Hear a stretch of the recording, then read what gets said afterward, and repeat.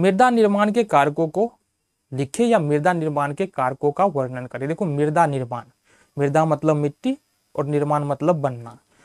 तो मिट्टी के निर्माण में ऐसे कौन कौन से कारक हैं जो महत्वपूर्ण योगदान देते हैं। तो मिट्टी निर्माण में देखो सबसे पहली बात तो मिट्टी बनने में एक बहुत लंबा समय लगता है, 1000-2000 साल तो कम से कम लग ही जाता है। सेंटीमीटर 2 सेंटीमीटर मिट्टी बनने में 1000-2000 साल लग जाता है। तो ऐसे कौन कौन से कारण हैं। तो सबसे पहले कारण की बात करें वो तुम्हारा जो है ना चट्टान की बात कर ले, चट्टान के टूटने फूटने से मिट्टी बनता है। दूसरा बात है उच्चावच। उच्चावच का मतलब है कि ऊंचाई और निचाई, कहीं पर पर्वत है, कहीं पर पठार है, कहीं पर मैदान है, कहीं पर नदियां है। अब ये एक रीजन हो जाता है मिट्टी बनने का। क्यों रीजन हो जाता है। देखो पहाड़ पर से अगर पत्थर टूट के गिरेगा तो जाहिर सी बात है वो छोटे छोटे कणों में टूटता हुआ चला जाएगा। साथ ही साथ तीसरा कारण हम जलवायु भी बोल सकते हैं, कभी ठंडा आता है कभी गर्मी आता है। इस स्थिति में होता क्या, चट्टानें जो है कभी सिकुड़ती है कभी फैलती है। अब यही प्रक्रिया अगर 10, 20, 50 साल तक हो तो चट्टानें और ज्यादा टूट जाती है, उसमें क्रैक आ जाता है, धीरे धीरे वो खंडित होते जाते हैं और फिर वो मिट्टी में बदल जाती है। ठीक है।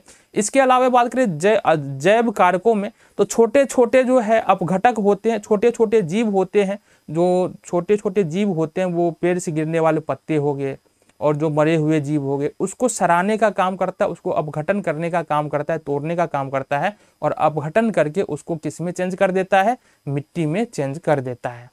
तो यहाँ पर क्या क्या कारण हम बोल सकते हैं, मृदा निर्माण के कारकों में क्या क्या हो सकता है। तापमान में परिवर्तन, जल की प्रवाहित हिमनद। ठीक है, हिमनद क्या होता है, जब बर्फ की नदियां बन जाती है तो उसको हम लोग हिमनद बोलते हैं।